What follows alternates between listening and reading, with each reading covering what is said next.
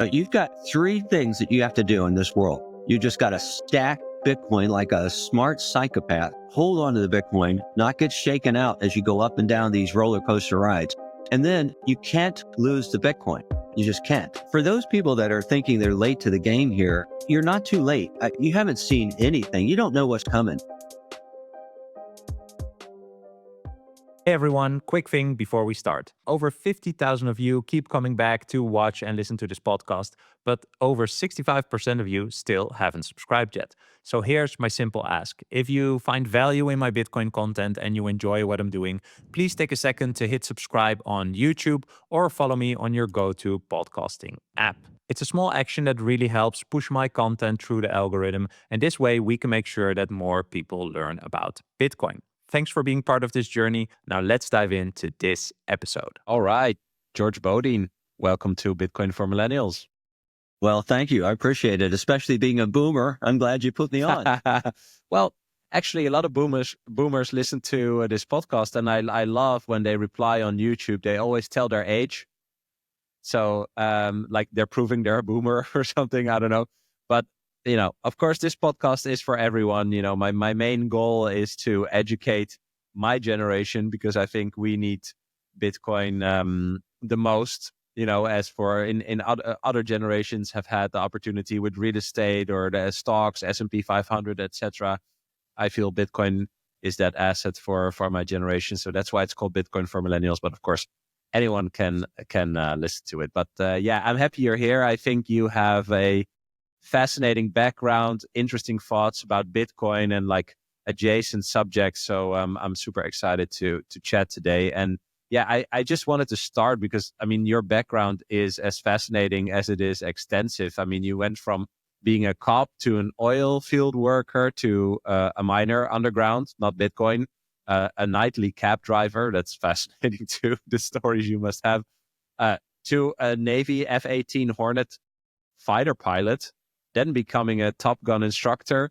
Then you flew commercial for Delta Airlines, and you eventually retired, but went on and spent almost 1,500 hours studying Bitcoin. I mean, we can talk about a lot there, but of course, my question is, what made you fall into this Bitcoin rabbit hole and, being committed to studying it for that long?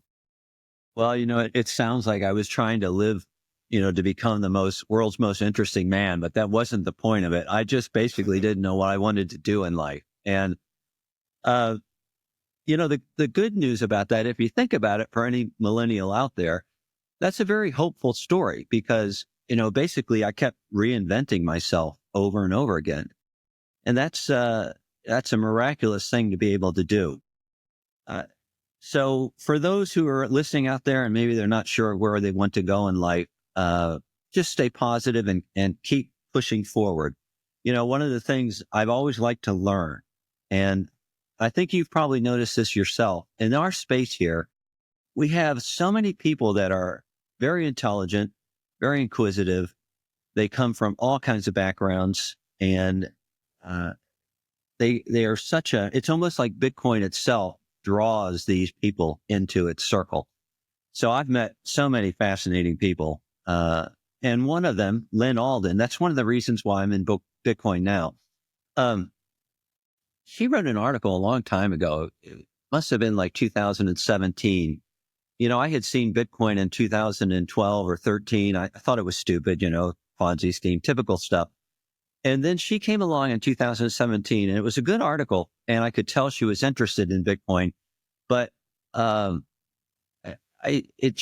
she just wasn't ready, I think, to invest in it. And I got kind of the same impression. So I passed on it.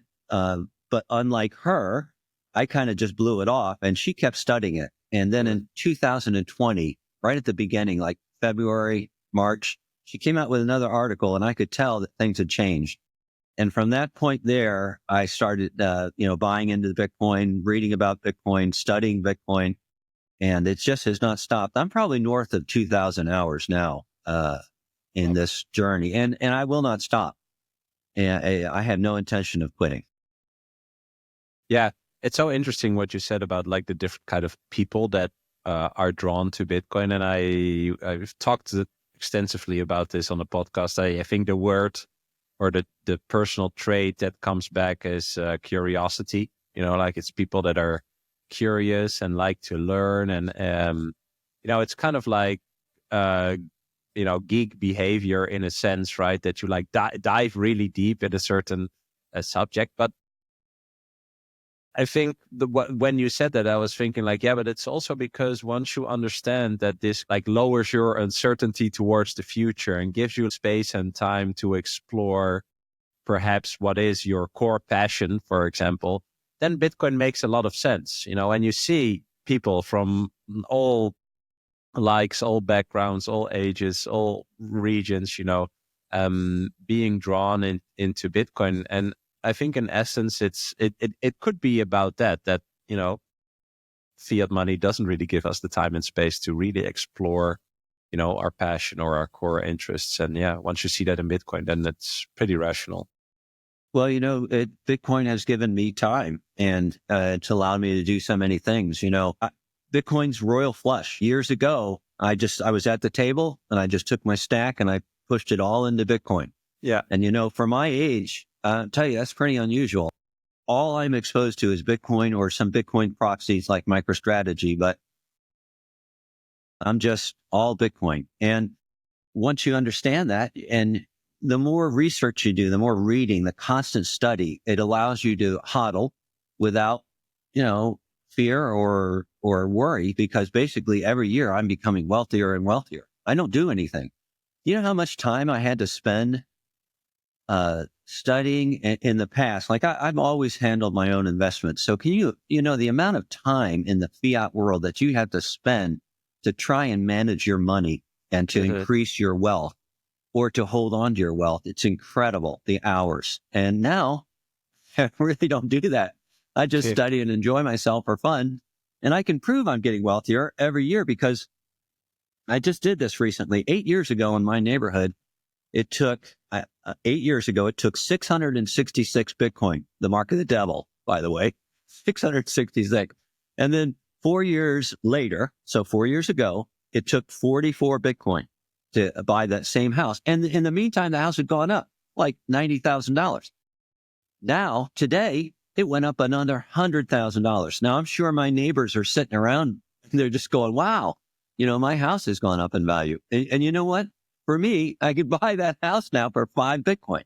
So 666 to 44 to now 5. And what did I do in the meantime? All I did was hold on to my Bitcoin. You've got 3 things that you have to do in this world. You just got to stack Bitcoin like a smart psychopath. You've got to hold on to the Bitcoin, not get shaken out as you go up and down these roller coaster rides. And then you can't lose the Bitcoin. You just can't. And you cannot lose it. And that's all you got to do. And, just enjoy life. I think that's a great example. I had a tweet this week because in April, I shared an analysis of the average home selling prices in my country in euros and in Bitcoin. And in the past 10 years, the average home got 97% cheaper in Bitcoin, while the euro prices rose 87.8%. So it went from 2014, average home was 221,000 euros and 685 Bitcoin. And in April, or like 10 years later, it was 415,000 euro and 14.74 Bitcoin. But that's why I tweeted, I looked at the last 10 months, and in the last 10 months, home prices went up 12.4% in euros, but they went down 47.3% in Bitcoin. So now the average home is 7.7 Bitcoin in my country. That is incredible. I mean, just think about what you just said right there. You talk about generational wealth. And again, everybody talks about Bitcoin having either failed as a currency or whatever you want to say, but money, human beings have been in pursuit of money for hundreds of thousands of years. Bitcoin custody is evolving, and while self-custody is important, it has its own risks and trade-offs. OnRamp is pioneering a new standard, multi-institution custody, which eliminates single points of failure, adding fault tolerance and redundancy to your custody setup. OnRamp secures your Bitcoin in a segregated cold storage multi-signature vault, guarded by 3 independent institutional-grade custodians, none of which have unilateral control. Your funds are fully auditable on-chain, cannot be rehypothecated, and can only move or withdrawn at your explicit direction. Multi-institution custody removes the technical, mental, and physical burdens of private key management, providing unparalleled peace of mind for you and your loved ones. Bitcoin is money, and as the price continues to appreciate, OnRamp helps you seamlessly tap into financial services like trading, inheritance, insurance, loans, IRAs, and more, all without compromising on security or accessibility. Check out onrampbitcoin.com through the link below and schedule a consultation with the OnRamp team to get to know them and learn more about their offering. When I say humans, I mean modern Homo sapiens. We've been around 200, 300,000 years. And up until only 10,000 years ago, we were basically hunter-gatherers. We're out there killing woolly mammoths and stuff like that. Yeah. And, if you look at the bones of the ancient people, whether it's Neanderthals who were with us right around that time. So 100,000 years ago, if you were walking along the Fertile Crescent and in Egypt, and you came across one of your, ancestors, you'd recognize him, Bram. You'd say, hey, I know who you are. You're smaller than me, but I recognize you. The Neanderthal, you probably wouldn't. You'd go, oh, you look weird. But we were mating with them at the time. So anyway, what I'm going to say is that those, from that period, about 10,000 years ago, when we transitioned into farmers, basically, and we began to settle and we formed communities. We started out as small little clans. We formed tribes. We had tribal nations. We had city-states, nation-states, and all during those 10,000 years, we have been working our ass off trying to find money. You can see it in the clay tablets, Mesopotamia. You can understand that people were trying to use all different types of things for money, including where I've got a thing of bourbon over there or whiskey. Where I live here, they had produced a lot of corn, and so their money was hard to get, and they would end up trying to concentrate it into something that was liquid and hard, and that was whiskey. And then, and to turn that into money, everything, tobacco's been used, money, leather. Bitcoin, we've gone past the collectible stage. We are in the store of value stage right now. And that is the base of money. If you can do what you just said, if you can understand that concept of you're getting more purchasing power every year, then you'll understand store of value. And that is the key to money. Yep. What comes next, that, medium of exchange, unit of count, that's different. That's more like currency. And Bitcoin right now it can be currency, but it's really a store of value. It's like capital. It's like a wealth. Yeah. Yeah. I love this subject, right? Because you can make it like very difficult, but I think you started out as very simple, right? Like the entire idea is that if I sell something to you now and you give me a reward, if I don't want to spend it right now, I need to be able to save it, right? So I think the perfect money would be a money that is not devalued into the future. So you have like the same amount of energy. But of course, we are in a situation where the money is being devalued on purpose. So a certain set of people can actually benefit from that, and other people have the consequences of that. And so I like the idea of, the Bitcoin is appreciating or giving you more purchasing power over time. But one Bitcoin is still one Bitcoin, right? So it's very, very it's stable. It stays the same. I think I look at that like that's the whole promise of Bitcoin.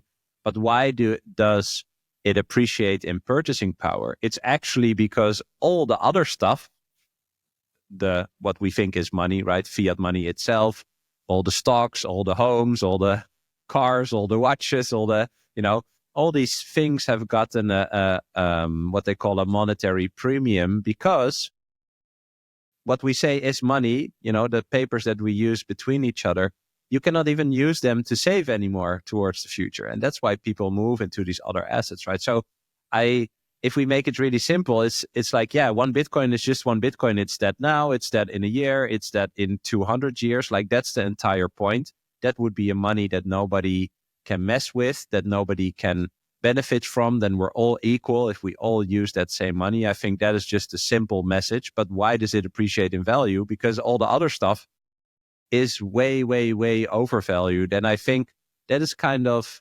I just said simple and difficult, or easy and difficult. Like, in essence, I think that's why it's difficult to understand Bitcoin, because we kind of like move between these definitions the whole time, right? Like, oh, one Bitcoin is one Bitcoin. Yeah, okay, so what? Why does that matter? Well, because the current situation is so messed up. Okay, but why is it messed up? And then you go down this rabbit hole of, monetary debasement and stuff like that. And so, yeah, that's just a thought that came up, because I like what you said about this trading, right? Eventually, if the money is just the same all the time, then everyone is incentivized to do good work and bring value. And if the money fluctuates all the time or gets debased over time, that actually disincentivizes people to, deliver value. And I think that's what kind of gets us here today. Well,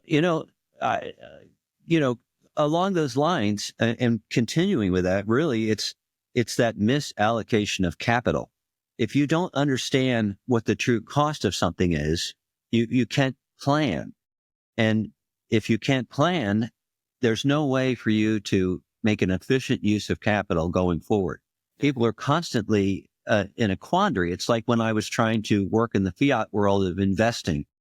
I'm tied up in investments, and I've got 12 members of the Fed who are going to come out with a statement that could affect my entire world overnight.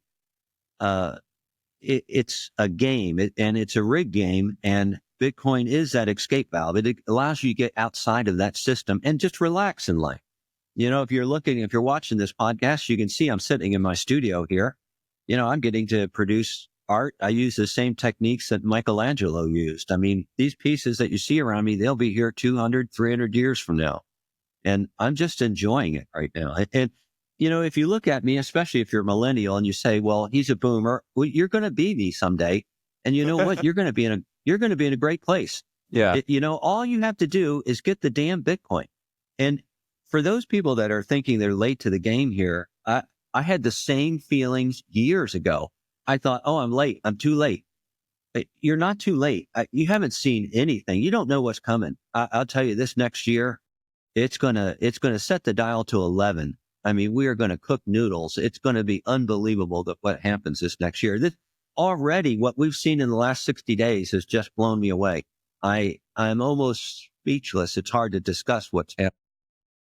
I think it's very, it's just interesting, and it's fascinating. I use the word fascinating a lot, right? Like, if you believe that this is really the most perfect money to ever exist, then it's unbelievably entertaining and fun and intellectually rewarding to see what's going to happen, right? Just to be here, basically. And I don't normally do podcasts. This is something that I've just kind of decided. I've got a lot of knowledge here, and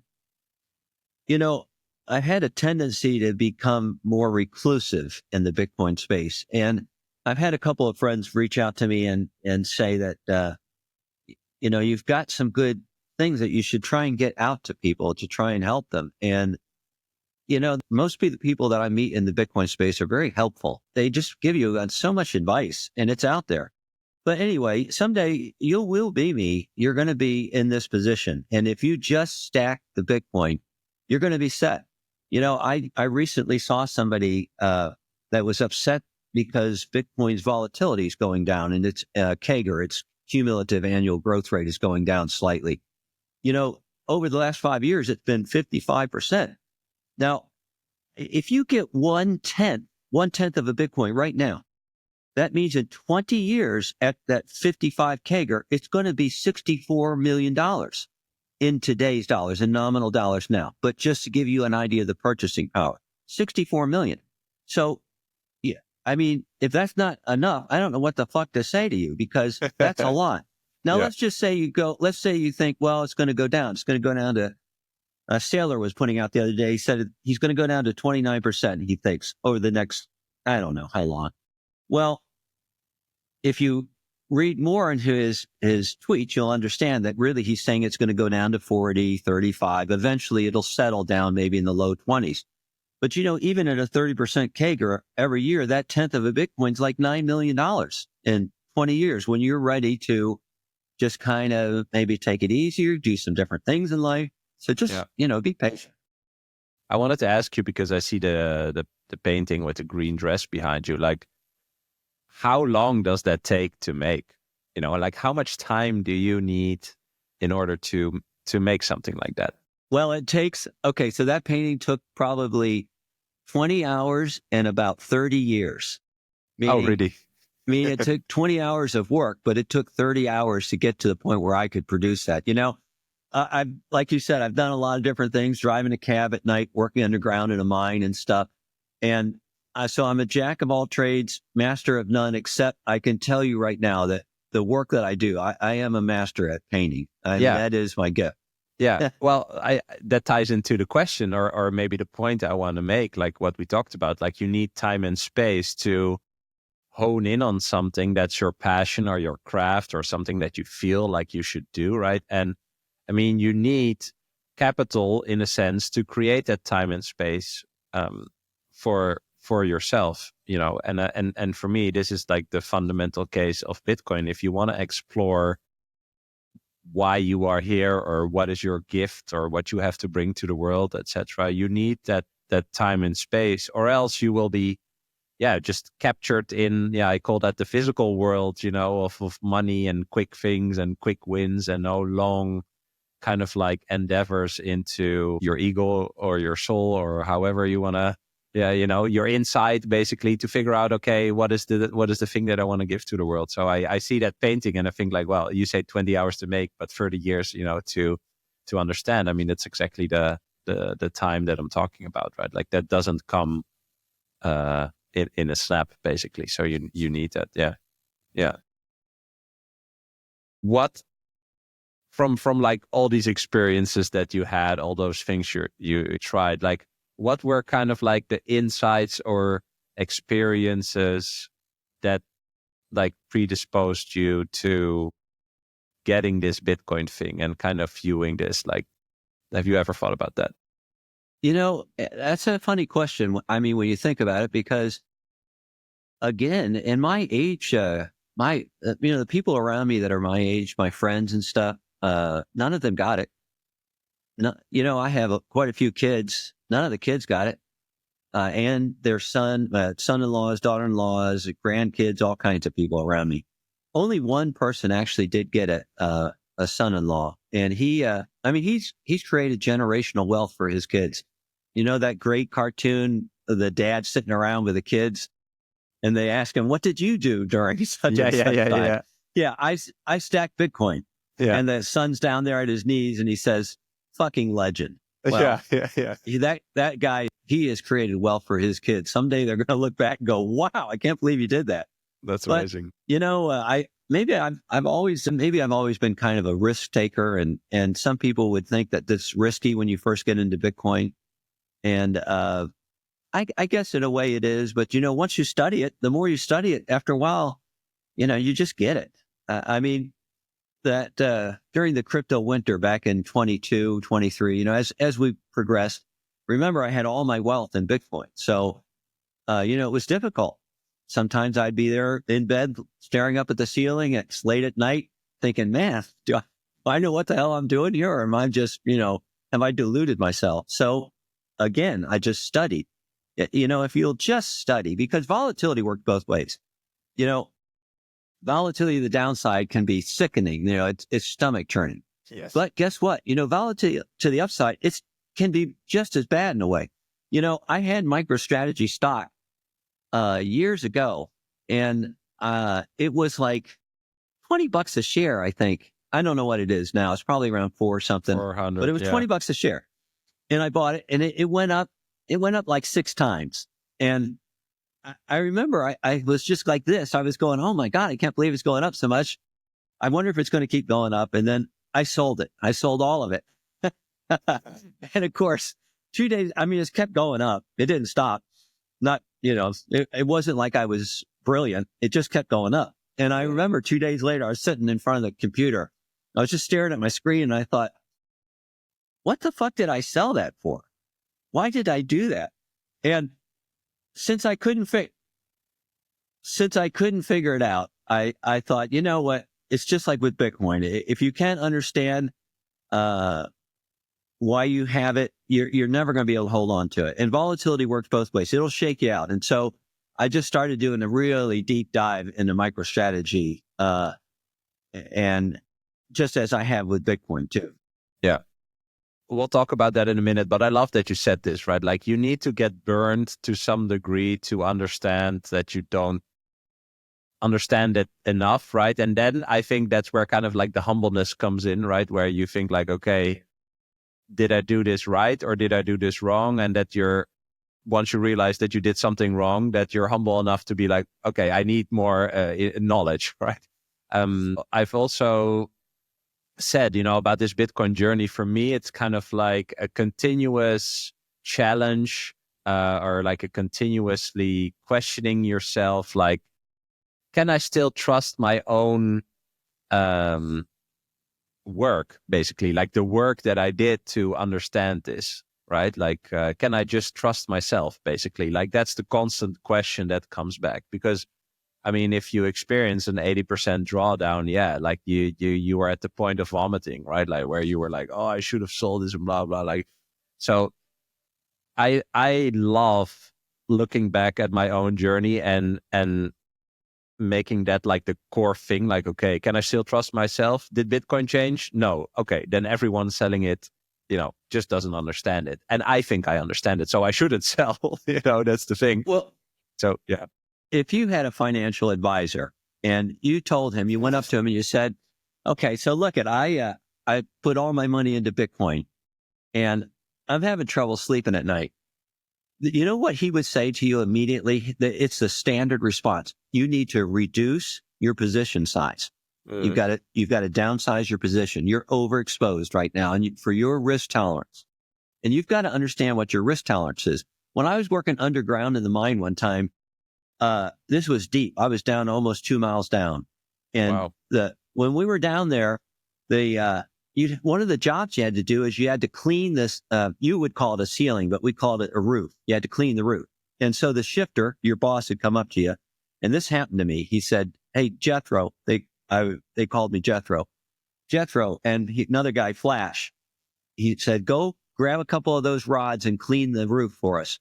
And the rods that he's talking about are those tungsten carbide drill bits. They're about this big around, about 1.5 inches. And they're big enough around so when you're done drilling, you can stick dynamite down in there. But when they're done with them, they just throw them down and they vary in length. They're like 8 foot, 12 foot.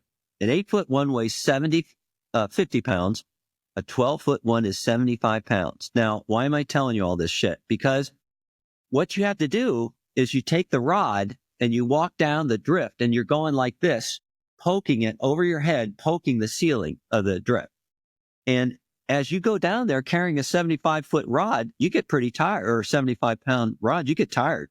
So Flash, his risk tolerance was like off the charts. He didn't care about anything. And he wasn't the brightest candle down there in the mine. So he grabs a short little rod. And basically, as he's going down the tunnel, he's poking these rocks right above his head. And so my risk tolerance was a lot lower. I grabbed a big, long rod and I was tired, but nonetheless, and it saved my life because he and I were next to each other. And I went up and I took that 12-foot rod and I poked a rock up above me. And when I did, the entire roof came down in front of me.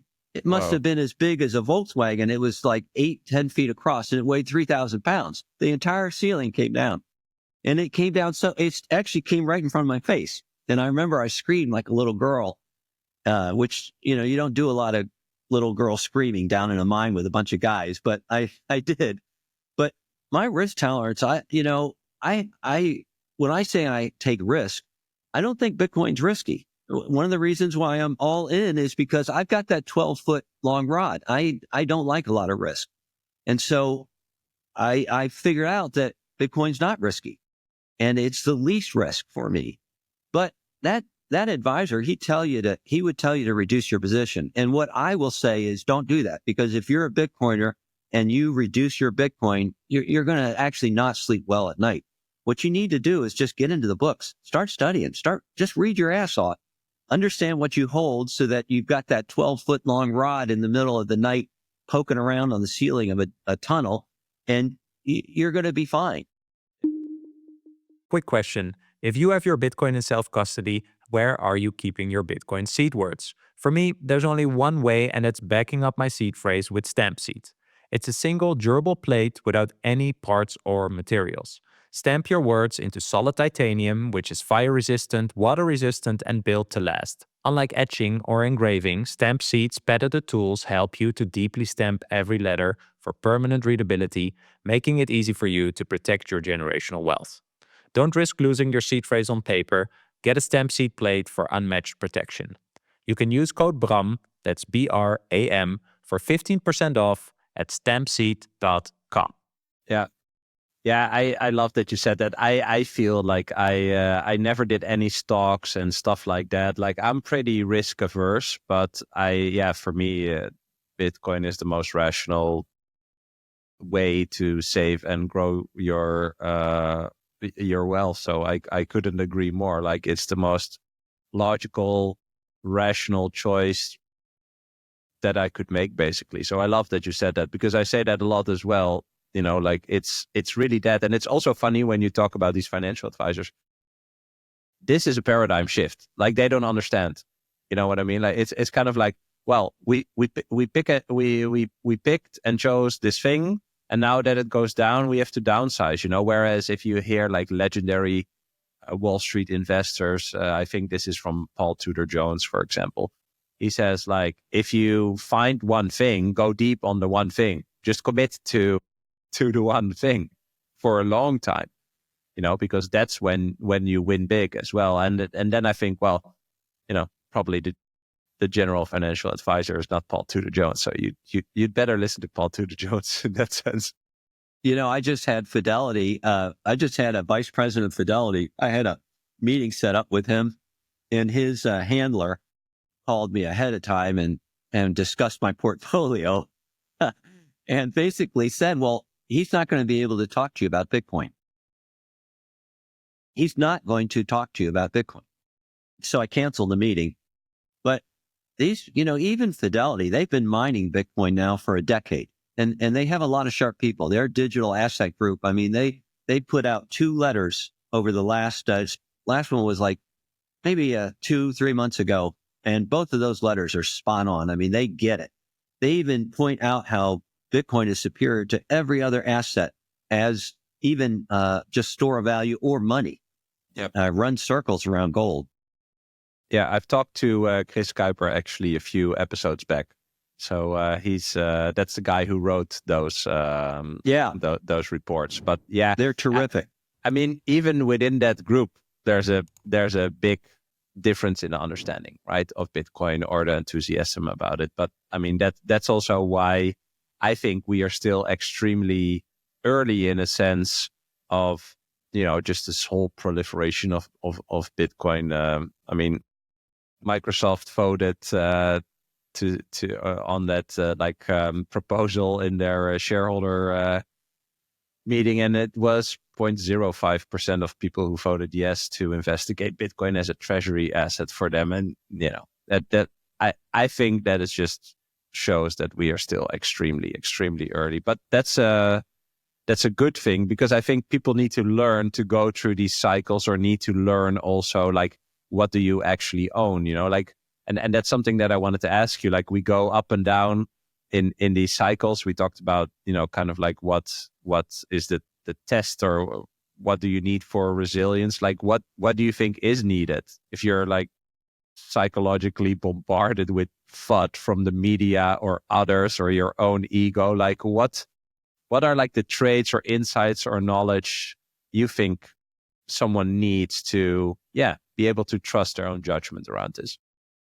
Well, I could be facetious and just say, you know, the Australians have a great term. They say, just take a spoonful of cement, harden up. but seriously, for me, I just came down. You've got to understand what you hold.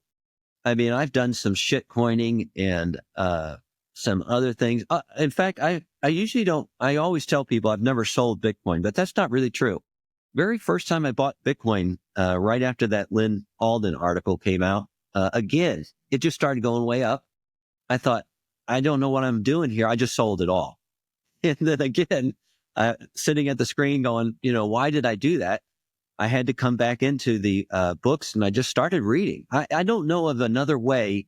I really, I follow a lot of podcasts. I subscribe. There's only 2 subscriptions that I actually pay money for. One's Lynn Alden's premium subscription, and the other is James Checkmatey. That's his Twitter handle. And he keeps on Substack, he keeps a check on chain subscriber newsletter that you can get into. And studying the on-chain metrics and knowing how the cycle works, that helped me a lot. He has said, and I believe it's true, that if you follow that, when I say you got to stack like a smart psychopath, what I'm talking about is you kind of need to know where you are in the cycle. Now, I'm talking about a 4-year cycle that is still intact. We can talk about later whether that's going to continue. But right now, just keeping the 4-year cycle intact, you can get 15, 20% more Bitcoin for those purchases you're making if you'll just do it smart and look at where we are. Because you can look at where the short-term holders, when they're selling, there are certain numbers that'll get up to, and you go, this is not a good buy point. Long-term holders, contrary to popular opinion, long-term holders sell their Bitcoin all the time. They sell it into every bull run that I've ever looked at the on-chain metrics. So on-chain helps me a lot. I would say that this cycle, that whether we're going to have a 4-year cycle continue in the same way, I'm not so sure. I also follow at 21st Capital, Cena puts out a great model. It's called the quantile model. I follow that.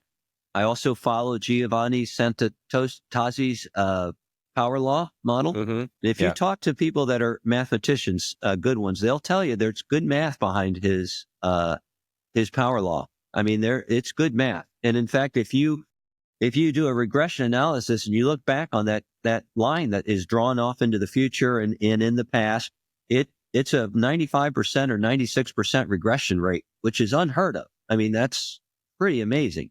Now, if you look at those charts, you'll see, and this is what the problem is. In fact, it relates to just what you're talking about. If you look at those charts, you can see that they go up, sometimes 2 standard deviations above that line. In the downside, there's almost like a floor at about 1 standard deviation. So you can use that model also to kind of understand where we are in these cycles if they continue. And Giovanni says, and he has said in the past, that his model will break eventually. And when you think about it, that's because it's a network, right?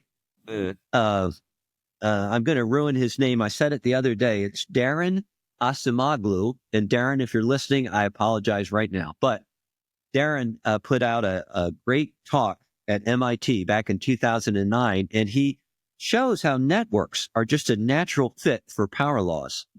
We are a network. I mean, the value of our network, Metcalfe's law, it doubles with the nodes. So, 2 nodes, 4, 10 nodes, 100, it doubles. It's exponential. And if you think of where we are right now, we're about 1999 is what I figure as compared to the internet, where we are in adoption. Yeah. So anyway, I really study a lot, and that helps me. And in fact, I just kept buying. That last cycle we had, Bram, I kept buying all the way to the top. I kept buying all the way down the bottom. Nice. But now listen, think about what I'm talking about. For $1,700, you could buy a tenth of a Bitcoin just a few years ago. Less. And so imagine, I'll tell you right now, Bitcoin's going to go to $1 million a coin. It is. I figure it's 6 to 8 years, but I don't even know if that's going to hold anymore. So imagine what's $1 million a coin. You're going to take for a tenth of a Bitcoin. You're going to have to come up with $100,000. That's I crazy. can't make the point any better. Yeah, no, I agree. I also say kind of like the price is more like an exchange rate between two monies, and so don't if you say like price, it's kind of like when people look at Bitcoin as like an investment, and I just see it as a different monetary system. It's kind of like it's more like savings technology. It's a savings tool. So I have economic energy, let's call it economic energy, gathered in one economic system, which is siphoning off energy every year more than what they communicate, right? And once I realized, hey, I can just move all this energy to this other system where I know it will not be devalued, that's basically when I went, right? So I kind of look at it as an exchange rate. And as you said, like a few years ago, 1 unit of Bitcoin, was $25,000 or $12,000. And now it's almost $100,000 for 1 unit. And if you turn it around, I think it's interesting. With 1 Bitcoin unit, you can now get 100,000 of these dollar units. And so That's the key. Which one is stronger? And stuff like that, I think should make it just pretty clear. But it's still hard for people to wrap their heads around the fact that there's something new that is being monetized in front of their eyes. Like we have never, no one alive has experienced something like that happening. And also because Bitcoin is just a totally different monetary system. Yeah, it's a totally different paradigm, right? This is Jeff Booth who says like it's a paradigm shift. And so if you look from your existing paradigm to this new thing, you're going to try to judge this new thing with the labels that you know from the paradigm that you're in. And in this case, yeah, that's not doable. So therefore, yeah, it just takes a longer time for people to get it. But, talking about the cycles, do you think this current cycle is different from previous ones? Is this like a D cycle where everything breaks? I mean, I follow the power law too. I think it's an interesting model. I also think it's correct. I think there's one flaw there is the fact that with Bitcoin, we have this absolute scarcity, right? So the network grows and grows, the network grows because the interest grows, but there's like a limit to what the price can do, right? So if you combine it with, this S curve of technological adoption, at one point, it will go faster. So if you say 1999, I mean, in 2003, I was on Napster downloading songs and chatting online and doing things. I mean, in some little village somewhere, I had internet. And so a lot of things happened in 3, 4, 5 years, basically. So yeah, how do you look at the current cycle right now? I can kind of explain that, I think. And for instance, now you're right. If you look at the internet adoption and you go to the S curve of the internet, you can tell that Bitcoin's above it. We're going faster. Faster, yes. But remember, I mentioned before, we're talking about networks and exponential. The power law takes in effect something called time decay. And that's why at some point it will break in the future. But it's not because the price of Bitcoin will outrun the power law or anything like that. It's just that as the adoption gets to a certain point, it runs out of energy. It's almost like a unit of account. Then it's everywhere, you mean? Yeah, it's everywhere. It's in our system. It's something that we just use all the time. Yeah. Exponential is so hard to explain to people. If how about you've got big soccer, what you call them football stadiums. Over here, we call them football stadiums. They're really big. You sit in one, you look down there and the guys are like this big if you're in the nosebleed section. Well, guess what? If I sat you at the top of that stadium up there and I went down there and I stuck a faucet in the middle of the field and it had one tiny little drop come out and then I doubled it, every second, 2 drops, 4 drops, whatever. In 44 minutes, you'd be swimming in that stadium. It'd be the biggest pool on planet Earth. And it's only 44 minutes. And what's really weird is at minute 38 or 37, you'd look down in the field, you wouldn't see anything. You'd see some puddles, hardly anything at all. It's just at that last minute that it just explodes. And Bitcoin is not growing exponentially. So that's why it fits so well right now with the power law, because it's not. It's a parabolic move. And the power law is too. So do you think this is still, is it different this time? With all the stuff happening, with countries and stuff like that? So before the results of the election, I still believe that the 4-year cycle was going to be something we would see next year. I forecast 200 to 225,000 for the peak in the November time frame of next year. And I was pretty confident of that using several models. I think that I feel like I'm in uncharted territory now. For instance, I've my target for this next cycle is like 250 to 300,000. But, when you talk about these standard deviations above the mean, I mean, I really don't know where this could go. And if Samson Mao was with me in the studio here, we were just sitting here having a drink, and he said, look, Jethro, it's going to go up to $1 million a coin. I wouldn't argue. I would not say that's crazy. Because can you imagine what is going to happen? Actually, I think it's already happening. Back in November, on November 9th, that's a Saturday, the buying over that weekend was really unusual. And it was when Bitcoin just started taking off. It was like somebody was buying who didn't care about slippage. You know what I'm talking about? They're pushing, whoever's buying is pushing the market just up. Smash buy. Yeah. Exactly. That doesn't make any sense. Now, even MicroStrategy, they probably use dark pools, accelerators. They're using OTC desks. They're trying to do everything they can, which is good. I mean, they should. That's their duty. Blow it up. Yeah. Exactly. Well, whoever was buying that weekend didn't give a shit. It's like either they have so much money or a printing press that they don't really care. They don't care about slippage. It's just one of these, get me the Bitcoin. So who is buying Bitcoin right now? And once Robert Kennedy, Senator Lummis, and President-elect Trump made their announcement at Bitcoin Nashville, once they did that, in my mind, we crossed the Rubicon. We're done. We're in a different place of the world. Even if the U.S. doesn't pass the SBR this year, we are in a different place because every nation out there should be on notice now. And if they were smart, they wouldn't tell anybody what they were doing. And, we have hash rate coming out of all kinds of places. Russia is a big one right now. Why would, and you saw what Putin said the other day, who can ban Bitcoin? Nobody. That's a pretty powerful thing for him to say in front of all those people. Who can ban Bitcoin? Nobody. Yeah. So these nation states, I think they're here. I think they're already planning to diversify into Bitcoin.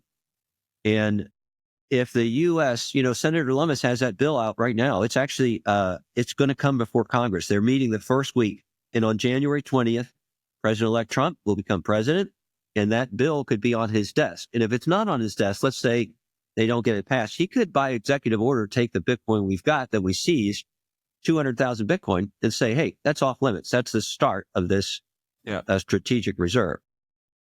Well, I think those 200,000, I think there's a tail story there because some people say that belongs to a certain exchange, for example. Exactly. A part of that, maybe even to Ross Ulbricht, So I think that is maybe like that could become a big side story, but nonetheless, this pace of Michael Saylor, for example, I think is really interesting. The buying in that weekend, I think is really interesting. And I just try to think about, when I just look at myself, sometimes I just think I cannot imagine that I'm the only one that has figured this out. You know what I mean? Or us two.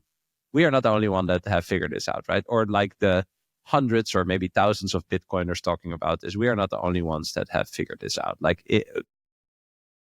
If you just understand basic game theory or just geopolitical game theory and the fact that this is out there, right? That strategic Bitcoin reserve is a term that people are using and talking about, I would give it over a 50% chance right now for this SBR to actually happen within, let's say, the first 100 days. I mean, this is kind of like, this is why I asked you, like, what parts of your experience helped you in like thinking about this, right? And like a big part of my experience has been just working in traditional finance or seeing like a big company, like how are decisions made, right? Like when a company or a government communicates something, or a group with interests, if they talk in a certain way, they out towards the outside, they've talked about it internally. You know what I mean? Like, and in a bigger setting, people have looked at like the financial impact or the legal impact or the whatever, like people signed off on a certain statement. And that's been kind of like my way to kind of dissect things that I hear, where I think like, why would you throw this out in the open? You throw something out in the open because you want to stir a pot, and you don't do that randomly. Let's just do some counting together. Okay. So let's say the SBR passes and they end up with 1 million Bitcoin in a year. By the way, you know how many Bitcoin that is a day? It's over 500 Bitcoin a day for 5 years. So then we've got 1 million Bitcoin that Satoshi's lost. It's gone. We've got right now, Bernstein, private wealth management firm, just came out and they said Michael Saylor is going to shoot for 1 million Bitcoin. He's going to try to get 4% of the supply or more. And they put a new target on his stock at $600. So then we've got, I'm going to have to use another hand, because we've got 3 million Bitcoin that are not lost, but they're held by countries and institutions right now. We've got another 4 billion. I'm running out of fingers now. So we're at 10. We've got 4 billion that are lost forever. Million. Yeah. Million. Yeah. 4 million. So what I'm trying to say is, out of 19.85, million Bitcoin that we've mined, we've got 10 million of them. They're gone. They're not coming back right now. Yeah. So this idea of the 4-year cycle continuing forever as it has been, I would maybe push back against that, because if this turns into a global arms race for Bitcoin and putting it on the balance sheets, these are agnostic buyers. They don't give a shit what the price is. They're just going to come in and buy. Yeah. And many of the things that I just mentioned to you, they're not moving. Michael Saylor, he's taken us to a different shore. We're on the boat with him. We landed somewhere. We got off. We're on the beach, and he turns around and says, "Burn the ships," to the crew. And if you're a hardcore investor with him, that he can't sell any Bitcoin. If Michael Saylor's MicroStrategy came out tomorrow and they said we're selling Bitcoin, it'd be game over. So we're committed down this road. He's not going to sell any of those Bitcoin that he acquires. These countries and companies, they're not going to sell Bitcoin. So I agree. I just don't see where this is. I think we're going to be shocked by next year. So do you think, like one of the memes is Bitcoin is inevitable? And it's interesting because I never really liked that. It sounds like, oh, well, we don't have to do anything for it and it will just happen. And then I had Anastasia that I talked with in a previous episode, and she said, well, you can say it's inevitable. It's kind of like a manifestation, right? So if you believe it and you're acting towards it, then yes, of course, it is inevitable. And I like that better, that thought, right? Because it kind of protects us from becoming complacent, and just being like, well, I understand this thing. So this is just, this is going to be what I think it's going to be. But yeah, do you think it's inevitable? And have we already won? Or do you see like a big tailwind or tornado, I don't know, messing things up? Like, is this path predetermined, or what kind of distractions or problems do you see along the way? Oh, I love this. I really like this discussion that we're going to go down right now, because first off, Anastasia, if you look at the power law, one of the things that if you talk to Giovanni and you said, well, look, we just got a nation state made an announcement, let's say and it's going to change Bitcoin's price. He'll tell you right now. He'll say, It's well, part that's of already, it. Yeah, exactly. It's accounted for in the power law, and that's a hard thing to understand. But I find that very difficult to understand. Yeah, but if you think about it, and you do that, you think about that regression back down the line. He's right, meaning that all these things are kind of accounted for in its progression until it's not. So when you say, is it a given? I think I think the last hurdle was China. When China banned Bitcoin, and they banned it like 20 times, but when they really banned it, when they banned the mining, and Bitcoin in 2 weeks was right back running like nothing. I thought this is probably the final hurdle to all the FUD that we've had to put up with as far as, is this going to fail? I never think about it anymore. The quantum computing crap that's out right now, what a joke. If you read about quantum computing and you understand how many qubits it takes to actually run a system, they're not even, quantum computing has been that promise that it's 5 years down the road, and they've been saying that for 50 years.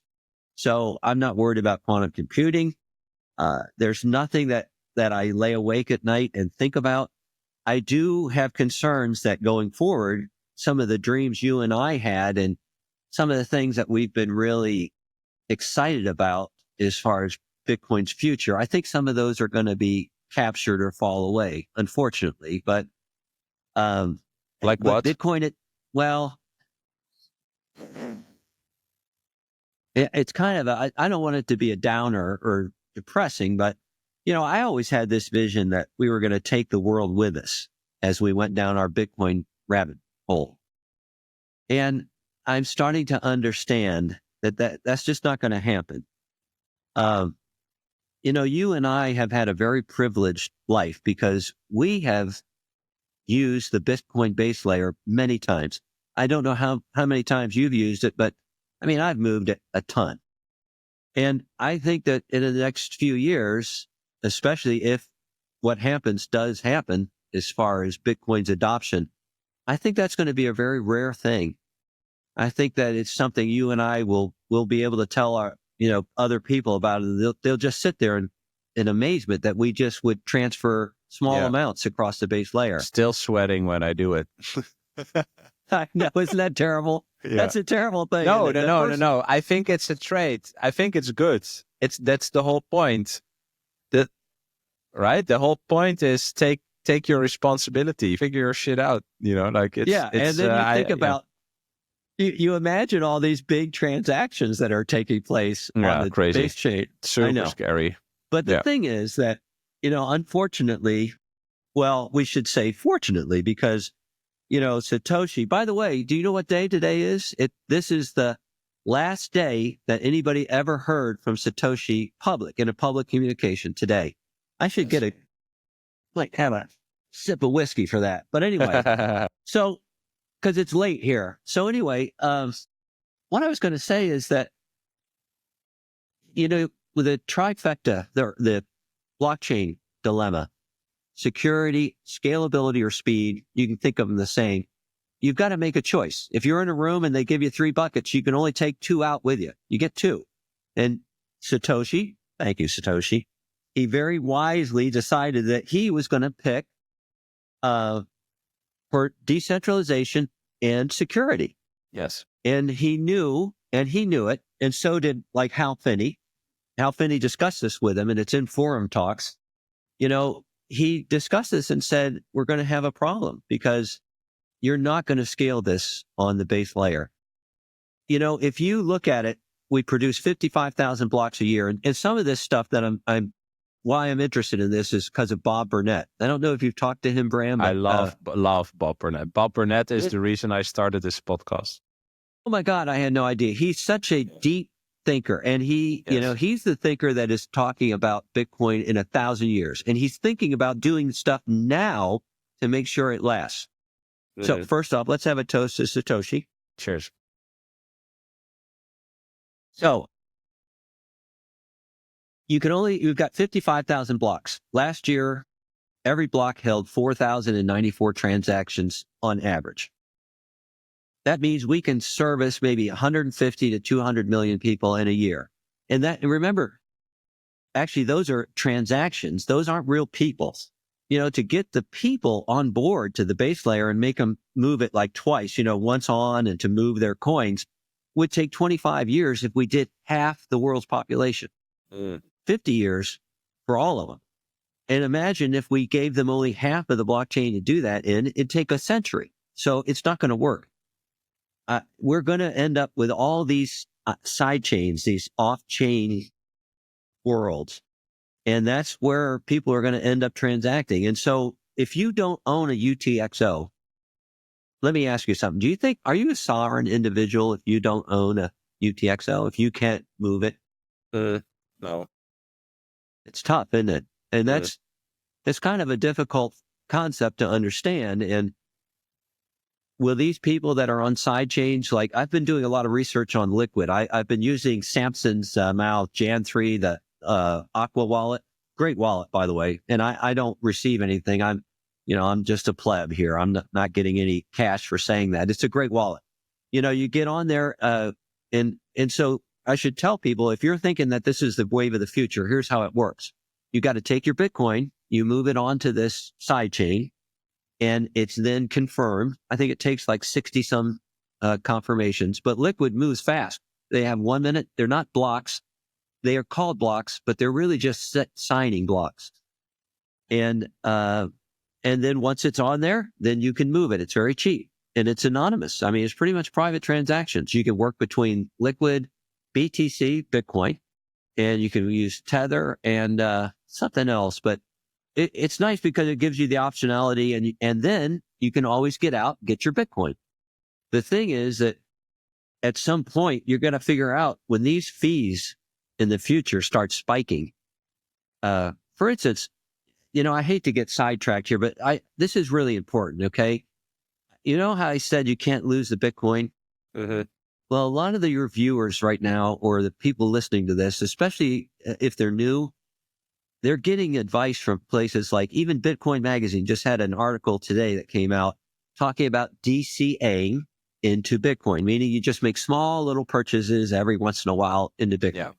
Yeah. And that's a smart technique. I'm not saying that's bad, but they were using numbers like $25, $100.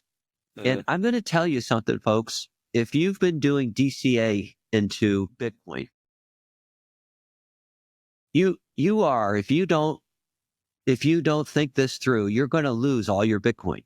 It's going to be gone. Yeah. Because let's explain, right? Like when Bitcoin hits a really high price and you would want to move these UTXOs, which are basically little bits of Bitcoin, basically, and when you want to send something. So let's say you have 0.25 Bitcoin in total, but you have like 100 little buys, of $25 or whatever.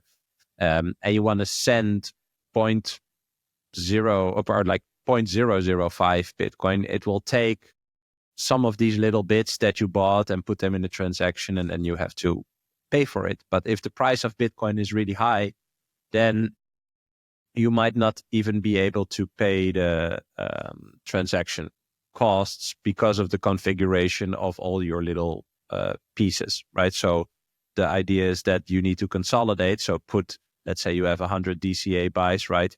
You make that one transaction and send everything to yourself. That's basically what you need to do. But just to explain why that is. Well, exactly. I mean, you're right. That's spot on. I mean, and that's important because listen to me. If Bitcoin goes where I think it's going to go to $1 million a coin. But let's just say that this year it does come out that nation states are stacking Bitcoin. The SBR gets passed. Bitcoin spikes in price, just like you said. Those transaction fees, in the future, they're going to be $500. They're going to be $1,000 for a transaction fee. It's coming. It could be beyond that. And these early developers knew that. Hal Finney talks about needing Bitcoin banks. In fact, these side chains, he kind of discusses this going forward. So if you've got all these UTXOs, that's right. You've got to send them to yourself. And if you don't know how to do it, just go to use Ben's session on YouTube. Just go to his channel, type in UTXO consolidation. Yes. He'll explain it to you. He Yes. can show you how to do it on the wallets. It's not hard, but you've got to get those things together. And it may sound like you're, sacrificing security, but you've got to get them together. I tell people, if you can get 0.1 Bitcoin together, that's good. Mine are bigger. I've got bigger buckets, but then that's because I'm not spending them at all.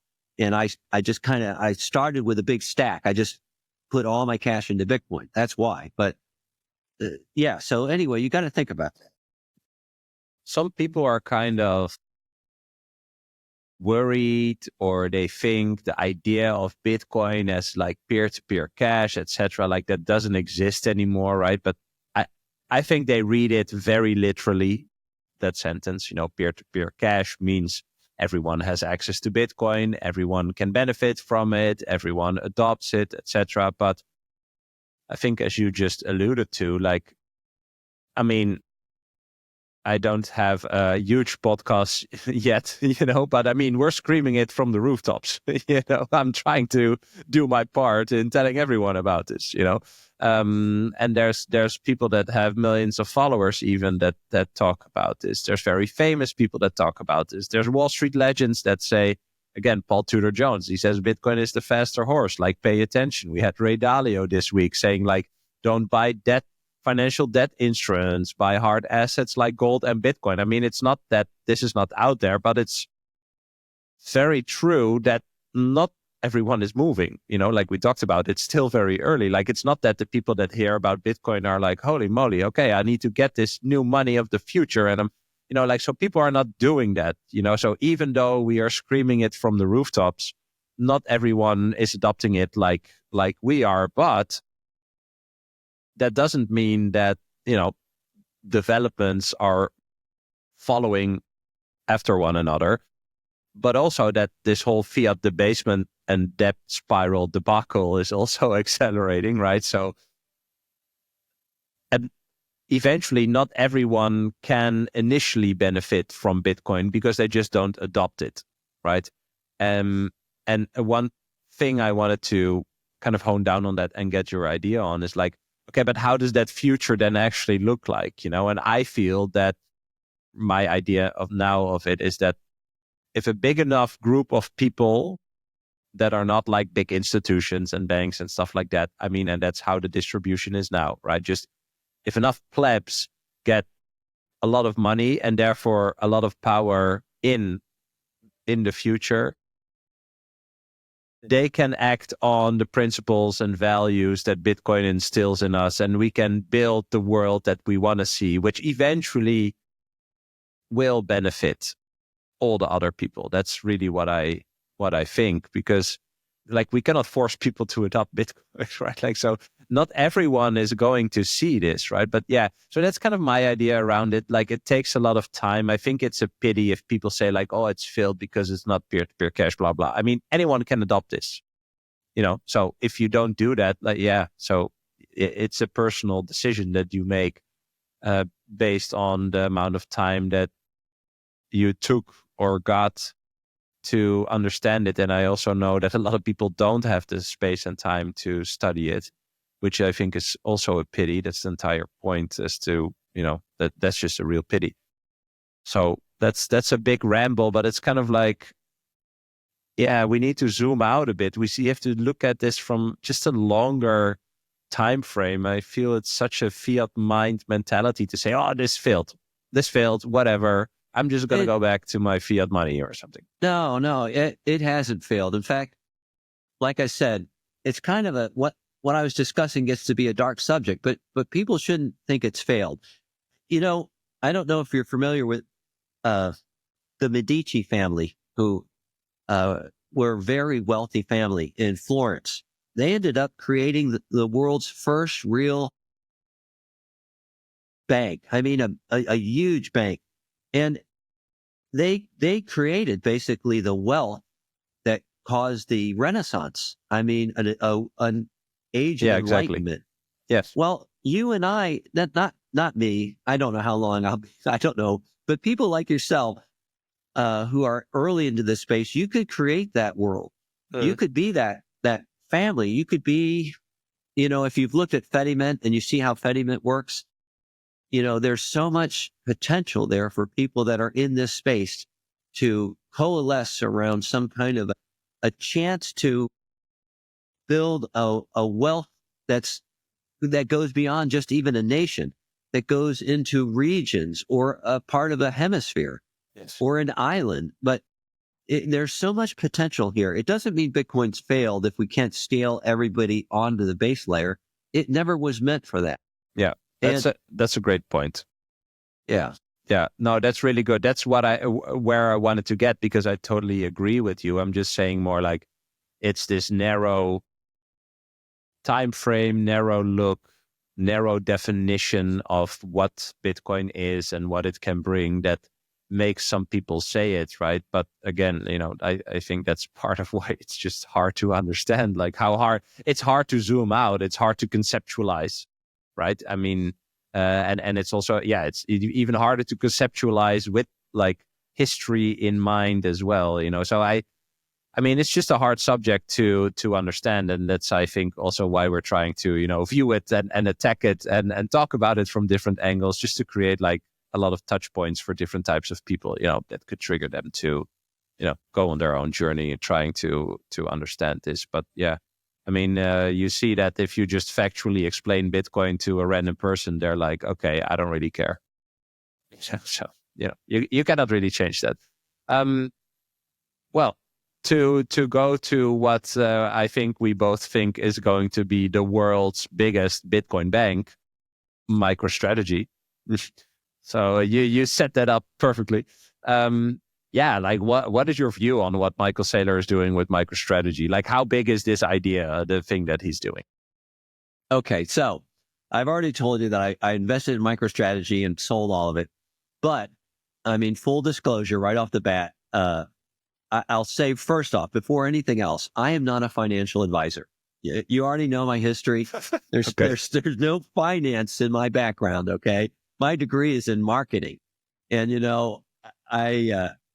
so anything I say, just think of it as the village idiot. But when it comes to Bitcoin and MicroStrategy, I have done a lot of study there, and the Wall Street Journal just interviewed me here recently because, again, it's been not a year yet, almost a year, but I invested heavily in MicroStrategy. And I'll tell you the reason why. So after I'd sold all that stock and I thought, what the hell was I doing? I started studying it, and I started following Saylor more and also reading about MicroStrategy. And about a year ago, and it's not like he hadn't given hints, but I just had this sudden vision. I thought to myself, why is MicroStrategy and why is Saylor buying all this damn Bitcoin? What is the point? I don't see them. Is he going to sit on it? It's not going to be like an egg that he's trying to hatch. So why are they buying all this Bitcoin? And about a year ago, I was talking to Larry. Larry Lepard's a friend of mine. I said to him, I think that MicroStrategy is going to become the world's first Bitcoin bank. And so I thought, okay, it's a bank. Now, how are they going to do that? And then at some point I thought, okay, when they started continuing to buy, they bought 42 times. They just keep buying. I thought, they're not going to stop. He's taking us to the shore. He's going to burn the boats. I'm just going to get on board. And so this position that I took, it's like a little chick a fake chick that's been put in a nest, by somebody else. And it just gets bigger and bigger and pushes everything out of the nest. Well, that MicroStrategy position has grown and grown. And just like you said smartly, I don't rebalance. I don't, if I have a winner, I don't diversify. I just keep it. And besides, I believe that I have an idea where they're going. So do you remember that interview with Saifedean Ammous 2 months ago? Watch that one. I've watched that 3 times, maybe 4 now. If you go to 1 hour and 34 minutes, 1 hour and 32 minutes, you will get the very first preview of what Michael Saylor has in mind. First off, I'm going to say something to people right now. I believe in Bitcoin. I hold Bitcoin. I have Bitcoin in all kinds of buckets. I got it in a wallet. I don't cold storage. I've got it in multi-sig. I don't keep my cold storage at home anymore. I think things are getting too weird. So, but I keep it. I have ETFs in Bitcoin. I've got MicroStrategy, which is a proxy for Bitcoin. And I don't have any issues with that. So for anybody out there that doesn't, like MicroStrategy, you might want to just turn off right now or go have a beer or something, because I'm going to talk about it. And I definitely am fascinated. I'm having the best time of my life watching this trade. So in that interview, Safe and Michael got into kind of a headbutting session, which was very unusual. And the reason, though, I think, was Saylor wanted to get this thought out. And in that discussion, what he says, he puts out a scenario where Bitcoin in the future, he uses 10 years, by the way, but Bitcoin in the future is going to become something that banks hold and that you actually lend to banks in a large nation state like the U.S. with a printer that is a bank too big to fail. And he mentions JP Morgan. They've got $3.5 trillion assets. And that you are going to be able to get yield on your Bitcoin. I think the yield discussion is what Safe could struggle he does. with. He says, where does the yield come from? Right. That's the Exactly. Because guess what, folks? If you're watching me right now, Bitcoin as a bearer instrument held on your wallet generates no yield. Okay? So if what I just said is true, if you're getting yield on your Bitcoin, you need to look around and ask who's giving you the yield and where it's coming from. But this idea, it goes together with the how you can continue growing with Bitcoin as part of the base economy. And I'm not saying I agree or disagree, but I do know that in my mind, that is what he's thinking. And so furthermore, if you look at their recent announcements and this idea of yield on Bitcoin, which they put out in June, they in their earnings call, they put out something new called Bitcoin per share. KPI. Bitcoin per share. Yeah. And so it's the idea that for every share you own, every time they go out onto the market, either with an ATM at the market purchase or a float of shares, or a convertible bond or any other kind of fixed instrument, they're going to make sure that you as a shareholder get more Bitcoin at the end of the day. And I can prove that that's true because from January to today, I have 1.72 more Bitcoin, 0.72 than I would have if I just bought the spot. Now, again, it's a proxy because it's a security. In fact, one of the reasons why people can't handle, or they just can't get a handle on what MicroStrategy is they view it as a holding company. And that's wrong. It's not a holding company. This is not a wrapped BTC like in an ETF 1-for-1. It's not a holding company. I'm going to say something. If you can understand what I'm going to say right now, everything we discuss about MicroStrategy relates to this one sentence, and you will understand MicroStrategy. MicroStrategy is a growth company that is utilizing its treasury operations through intelligent leverage to securitize Bitcoin. If you get that, you're already halfway there, because what they're doing is financial engineering using an asset that's never been used before. It's all Bitcoin. If it were not Bitcoin, it would not work. It wouldn't work. Yes, exactly.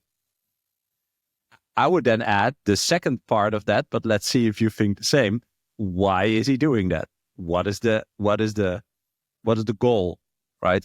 What clicked for me is when I heard Ben Workman say, this is a business model pivot. And that kind of ties in with what you said. Like, it's not a holding company. He went from Bitcoin development company to Bitcoin holding to, it's now a Bitcoin treasury company. But I just feel like it's a temporary label. It's a temporary label for what he's doing now, which is he has a bridge. He's a bridge between fiat money and Bitcoin money. He offers custom financial products for different types of buyers, and he turns that fiat money into Bitcoin, basically at a discount. When the new accounting rules in January, the so-called FASB accounting rules, kick in, he can have Bitcoin on his balance sheet with a fair value, reporting it with a fair value, so like a dollar value, which is now impossible. I think it's currently treated as like something like a patent that doesn't produce anything or something like that. Intangible asset. Yeah. Like it's a weird definition. So in Q1 2025, he's going to print like 5 billion in profit, or I don't know, like in accounting wise, which is going to be the wildest day I think anyone on Wall Street has ever seen, but that's going to be interesting. But okay, so why is he doing that, right? So he's leveraging the old fiat money financial system to basically, I don't want to say trick them, but to, use whatever the products are that they are familiar with. He then buys Bitcoin with a discount that eventually helps him to, especially with these FASB rules, reach the like stock prices in the future, that are connected to the convertible bonds, etc. To have this flywheel of acquiring more Bitcoin. Why does he want to acquire more Bitcoin? What's the goal of this Bitcoin? For me, it's creating the capital for him to become the bank in the future, right? So it's kind of like this in-between phase where he's just more Bitcoin. Like he says, this is Manhattan in cyberspace. I need to get as much as possible, and I'm going to figure out what I'm going to do later. And I think it's going to be a bank, because that bank will be a bank within this new Bitcoin paradigm. Yeah. And that is the first real established bank in the Bitcoin monetary system, basically. And the old banks could never ever do that. That's kind of my addition to that. Yeah, and he's front running. I mean, right now, in the last earnings call, they said the 21-21 plan, 21 of ATM at the market offerings, and then 21 of convertible debt or debt. And they're already, over a period of 3 years. Well, guess what? They've raised $16 billion in 40 days. They have spent like 70 or 80% of the first year's offerings that they were planning on 10 billion the first year, 14 the second, 18 the last. They've already spent almost all of the first year. It's not January 1st. Now, why is MicroStrategy doing this? Why are they front running and getting out as fast as they can? It's because I believe that they do know something that is going on behind the scenes with these nation states. I mean, let's say that you were the Saudis or UAE, or would you be in conversations with Michael Saylor right now at every opportunity you had to at these conferences? I think you would. So that would be very rational. I don't think that we are the only people that would think that. So. And so he is right now getting as much Bitcoin as he can. Now, I think there's a reason he's not tapping into the convertible debt right now. He's using the ATMs. And by the way, if you're not familiar, for the viewers out there, an ATM is at the market, and it's a unique offering in the United States only. It just means that a company can create shares, put them on the market. They're instantly tradable. But here's the thing. Of that 16 billion, 12 of it is ATM. And that's permanent capital on his balance sheet. Doesn't ever go away. And one of the things you said, I do want to clear up. When he's making these purchases, they're done at what's called a premium. Like the last one, the last convertible debt one, which the reason he's holding off is because the Fed is probably going to lower interest rates. So it makes sense probably to hold off on convertible debt right now. But just think about this for a minute. This last one was 1.75 billion. And guess what? It oversubscribed to $3 billion. It was offered for 0% interest, zero. So imagine if I gave you $3 billion for zero, and I said, you have to pay me back in 6 years, because that's what it is. Most of these convertible debts are usually between 5 to 6 years. And it had a 55 premium on it. So what that means is convertible debt's kind of weird. It starts out as a bond, and then it goes up. And as it progresses, if the price goes up, like with MicroStrategy, it turns into equity, into shares. And so, and all these convertible debts are actually converting, which is unbelievable. And then they're released.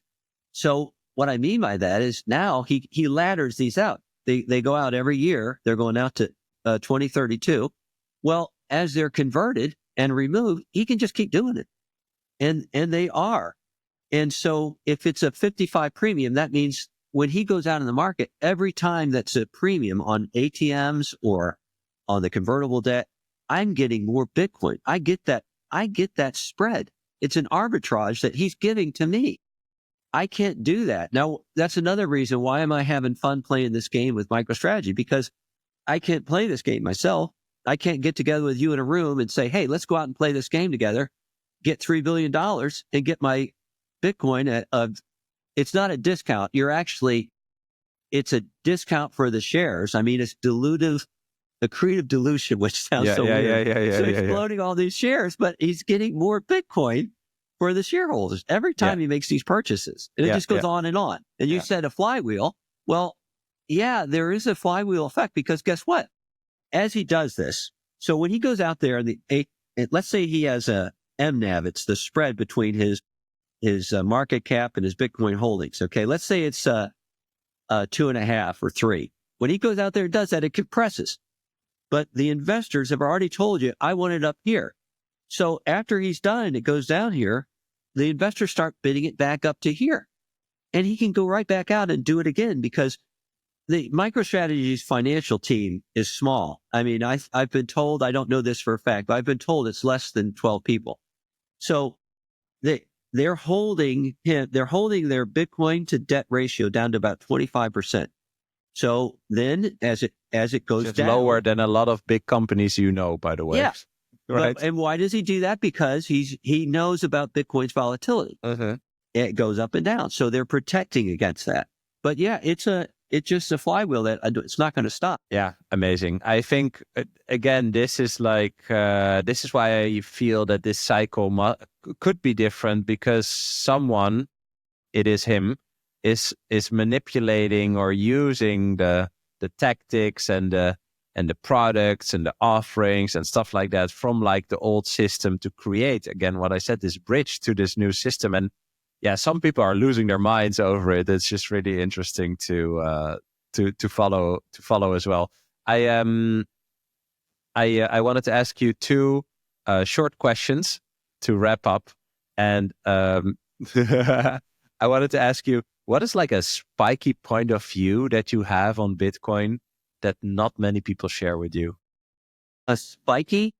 Like a spiky point of view, like a hard point of view that not many people share with you. That's a great question. I'm trying to think, I guess, everybody talks about Bitcoin being hope, but for me, it was like an ability to reinvent myself. And I will tell you something too, is that it has caused me a lot of pain in a way, because I have reinvented myself and gone down this rabbit hole, and I've not lost a lot of friends, but maybe I found that it's very lonely down here in this rabbit hole sometimes. I'd have to say that's a viewpoint that many people don't see, or that maybe they don't experience, or maybe it's common. I don't know. But for instance, with my family, it's been difficult. It's been difficult with my family and friends. And sometimes I'm just kind of by myself. You know what I mean? Yeah. What do you think? Why is that, do you think? Maybe it's because we view this like a cult. Bitcoiners are almost like a religious fanatic cult. And so, we have this, we're proselytizing and we're trying to convert people. We're trying to save them. You think of it, it's like a life raft. You're just trying to save people's lives. Yeah. And you want them to get on the boat. You want them to be safe. Yeah. And so we're out there, we're trying to constantly help people. And I think it comes off sometimes. It's just not the right attitude. It's funny you say this. Yeah, I like the meme where someone says, well, if you tell someone to buy Bitcoin, you're basically saying that you love them, But to go back to Bob Burnett, I have an episode with Bob. And in that in that conversation, I asked him like, hey, Bob, are we in a cult? And I don't remember what Bob answers. He answers something like, no, we are a citizen of Bitcoin. We are a citizen of this digital place, But after that conversation, when I published it, I got an email from a guy, Michael. And he said, hey, I heard your episode with Bob Burnett where you asked him, are we in a cult? And I can tell you, because I've spent 5 years in a brainwashing cult and I escaped that cult. And I can tell you that Bitcoin is the antithesis of a cult. And I screenshotted that email and I put that on Twitter. And a lot of people replied like, oh, you got to talk to this guy. And so I did. So if you go to my YouTube channel and you look at the playlist of Bitcoin for Millennials, you will find an episode called "Is Bitcoin a Cult? Are we in a cult?" And I talked with him about it. But for me, it's also again this kind of like label that people put on, a group of people that just believes in something and that can also, I think, argue it in a very strong way. That's something that, it's easier to dismiss something than to be curious and dive into the rabbit hole, right? Because as you said, I think it's not an easy journey, understanding Bitcoin and understanding that, fiat money is a system where you are a subject in that is not designed to work for you. Like that's just not a nice realization, and that is a hard, and difficult personal journey. So,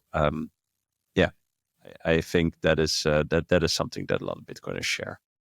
Yeah. Okay. Last question, and I ask everyone the same question, which is, what is a core belief that you will never let go? It's hope. I have hope, and even when I talk about some of the problems that are coming down the road for Bitcoin and Bitcoiners, I still have hope. I don't ever want to give up that idea of having hope. I went through a really bad period in my life. And it was so bad that at times I would just lay in bed. I wouldn't even get out of bed during the day. And, sometimes there'll be people that listen to this and there are going to be a lot of people that are struggling in life. And it's Bitcoin offers a chance, a hope, because what would you do if we were living right now in a fiat world and there was no Bitcoin? If you ever had the knowledge that you have right now, how would you deal with that? I don't know what I would do. I'm so grateful that Satoshi came along and gave us this opportunity to kind of escape the matrix and to be free and relaxed.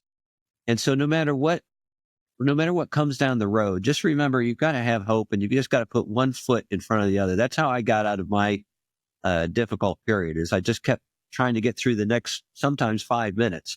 But if I got past the 5, I could get to an hour. And then eventually things got easier and easier. So if there's anybody out there that's listening to this and you're struggling at all, just don't give up hope. And, speaking of Satoshi, if you look, I don't know if you can see it on my screen, but there's a door in the back there. It's a changing room for models. And, if Satoshi were back there right now and I could open the door, I would open it and I'd just tell him thank you. If he was there, I'd just say thank you. I would never tell anybody who he was, ever. And I wouldn't even tell anybody that he was back there. But I'd just like to be able to tell him thank you. Well, thank you. Thank you for sharing this. I love that message. I love the message of hope. I could not agree more. I have the exact same feeling. So I think we're on to something, George. I hope so. I want to thank you a lot for this very deep, good conversation. And hopefully we'll stay in touch, man. Thank you so much. That sounds great. Again, to Satoshi, and thank you so much, Bram. You have a great day. Cheers. I hope you enjoyed this episode. If you did, you can click here to find more just like it, and click here to find all Bitcoin for Millennials podcast episodes. Also, please like this video if you want to help shine a light on the message of Bitcoin, and subscribe to my channel to stay connected. I hope to see you for a next episode.